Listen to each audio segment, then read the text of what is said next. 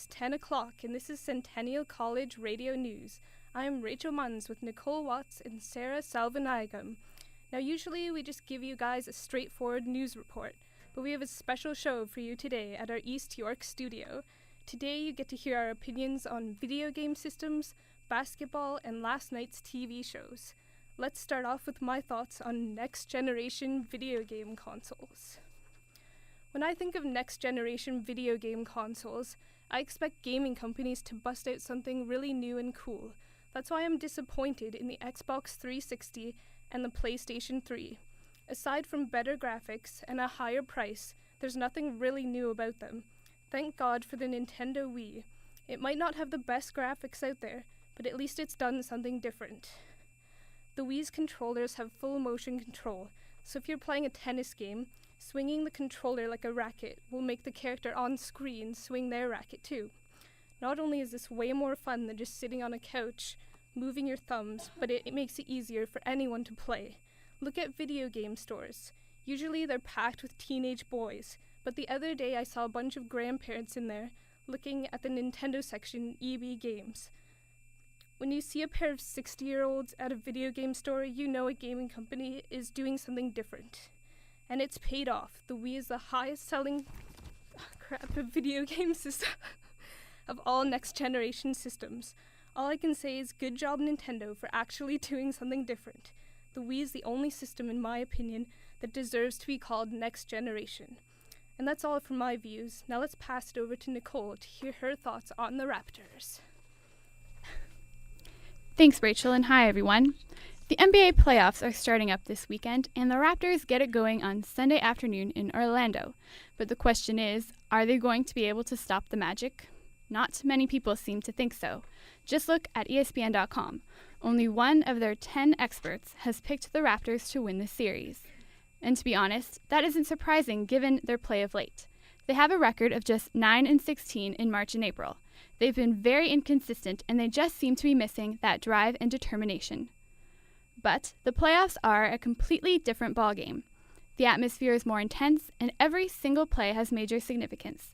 This is what teams look forward to the entire season. So don't count the Raptors out just yet. Anything can happen, and they have played stretches of good basketball throughout the year. That's the team that needs to show up on Sunday. So let's wait and see. They just might have something special in store. And that's all from me. Sarah will share her thoughts on last night's TV right after the break. I had the sweats. I was nervous. I thought it was some kind of flu bug or something I ate. I'm only 38. Play golf whenever I can. I cut down on smoking.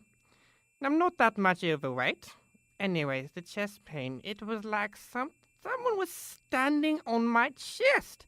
I could hardly catch my breath, so my neighbor says, I'm calling an ambulance. Stupid me. I'm still going, nah, I'll be alright. It's just gas pains. Only now the pain starts spreading to my shoulder and neck, then my arm. So finally I say, okay, call the ambulance. I got to the hospital and they've stopped the heart attack.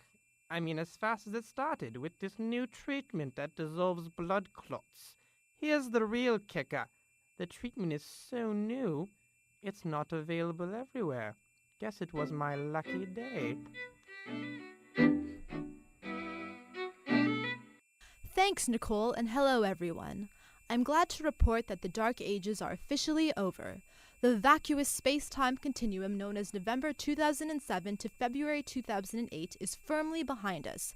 I refer, of course, to the writer's strike that was the blight of the North American TV-watching populace. Although the strike ended in February, shows like 30 Rock and The Office only returned to their scheduled slots last week. Last night saw The Office bring about a startling character development. Jim and Pam are pseudo-engaged. Who saw this coming? For a show notorious for dragging out their will-they-won't-they tension, this was an unexpected and refreshing change. Aside from Jim's semi-proposal, Michael Scott's desperate attempts at a love life post-Jen made for a surprisingly dark plotline. This ended up being a nice foil to the otherwise quasi-fairy tale ending. As for 30 Rock, the show centered on the return of Liz Lemon's ex-boyfriend Dennis.